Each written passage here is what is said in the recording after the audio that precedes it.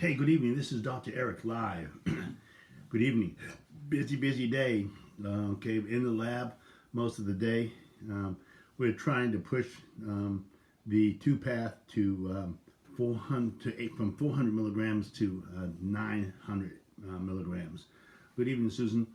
Um, why? Because the absorption. We want the absorption that to be well, we've got to get concentrations higher. The reason that drug companies move it up because we only get a percentage of uptake from a bioavailability. Hopefully, I've talked about that when we talk about nano emulsification and how much more that does. We've not tried to nano this yet. Okay, we will. I got some excitement yet. We talked last night or the night before about CBG, and we'll get started on that. I had to take a 150-mile trip today. I guess it's almost 200 miles because I had to get the new induration that from the lab. We have to have lab reports. You got to understand what's in the bottle. What's on the bottle is in the bottle. Okay, we talked about that. Tonight, I'm going to talk just a few minutes about COVID-19 and where cannabidiol, CBD, and THC fits in to this mix. Everybody wants to be in the mix, and I've had X number of topics at night that have directed toward different. My goodness, my classmate from college, okay, John Bontavia. Dr. Bontavia, welcome, and we're going to have to talk after this on Zoom because we haven't seen each other in a long time. Nice to have you on, though, okay?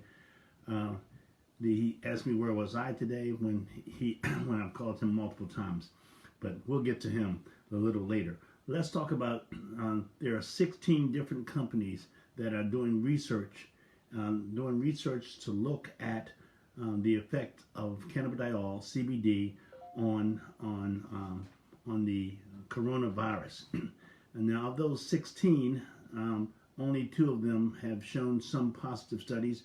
On 10 of them are actively working, and a lot more. You have to do an internal review many times. The 2 that have been done in mice and have shown that THC. One study shows that THC helps to reduce the cytokine effect of the immune system in the lung when attacked with the coronavirus. The second study, or another study, shows that CBD does the same thing. Now we understand that the mother precursor cell is CBG, and once we get to CBG, then it will make THCA, CBDA, and CBCA, and those are the 3 most common cannabinoids that are being studied and looked at. Okay, so that study, I just reviewed this just before coming on to see what it was, an up-to-date situation. In the update, there are 16 different companies that have put forth the fact that COVID-19 can be treated in some way by virtue of the cannabidiol, CBD, and THC. We already know that through a patented situation that CBD is a anti-inflammatory, but it's also an autoimmune suppressant, okay, for the lung, for the body, which helps to control the cytokine storm. Now, in Israel, they're using inhalational CBD, cannabidiol, opposed to steroids. Now, you know that the president got steroids on steroids. People are concerned about his behavior on steroids. Steroids have a number of side effects. Okay, they can make you aggressive. They can make you feel up. They can step you up and feel like you can do more than you're capable of doing. I think everyone understands steroids and steroid use that's banned by the United States Olympic teams and all the sporting events and what have you. So the steroids are used because of this respiratory attack of the lung. When the immune system does not have its primary T cells and B cells and macrophages, when they cannot get to that virus, You have a reserve. You have a strategic reserve known as a chitosine. Chitosines, and these chitosines can overdo it and create what's known as a SARS, okay, which is a severe breakdown of the cell walls in the lung, and then we're on respirators, and it's has responsible for the morbidity and the mortality of a number of people that have been affected by COVID. We now have more than 22 million people that have tested positive in the world, and we have over 7.5 million. Okay, 33% are in the United States. At 7.5 million cases with 200 and I think almost 215,000 deaths. So, have you had your daily vitamin CBD today to reduce your inflammation to help support your immune system? And we know that many diseases are low-grade chronic inflammation. Low-grade chronic inflammation. Hi, Kit. This is where we want you to understand that that this is what and why you're taking your vitamin CBD, and because the endocannabinoid system is a homeostatic, neurotransmitter, regulatory mechanism to keep you in sync with what you need. Okay. And so that's the endocannabinoid system that Dr. Bonavita and I never learned it in medical school, because he's older than I am.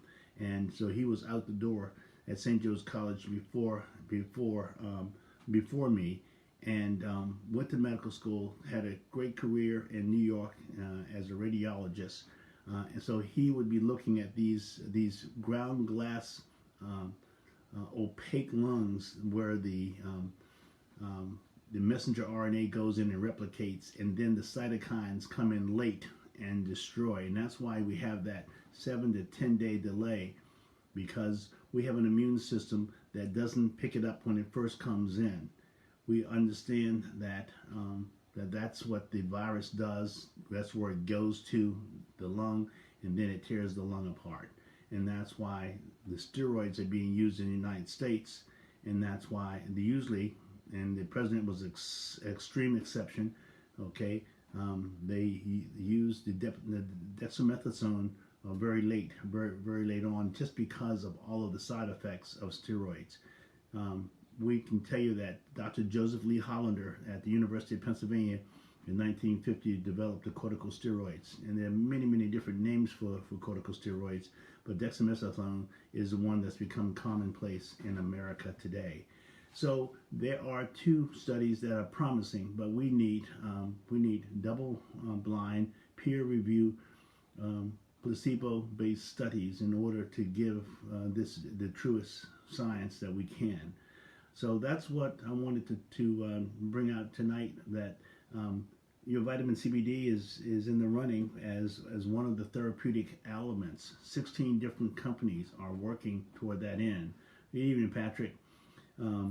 So we're pleased. Let me tell you that on the 17th of November, I'm going to be doing another talk for the Modern Woodsman Financial Services, a company that's 137 years old. Now, that's pretty remarkable that these financial companies want to find out about CBD now. They want to find out about the endocannabinoid system. So like I said, Dr. Bonavita and I didn't learn about it because it wasn't discovered until 1992. And I'd already been out of medical school almost 18 years. I won't tell you how long John had been out of medical school. So we'll keep that a secret. So, Gina, good to see you. How are things in Atlanta? I was just there trying to negotiate so that we can get distribution across the United States. And each one of you, if you share this tonight with your friends, that'll be great. Please go to, we have an Instagram page up. We have Daily Vitamin CBD Facebook page up. Please go, please like it. Have you had your Daily Vitamin CBD today to help reduce your body's inflammation to support your immune system? That's our credo. That's what we want to be talking about. Okay, we have a channel. We have a YouTube channel known as Your Daily Dose Vitamin CBD. So these are the things that come on just to give you a vignette about research. That research and cannabidiol is being interacted because everybody's looking for a solution. So you look for a solution, go to dailyvitamincbd.com, start your daily vitamin CBD, and I will talk with you tomorrow. I think we've passed 210 consecutive days. So stay with me, share it with me, like it, and we'll talk to you. Thank you very much.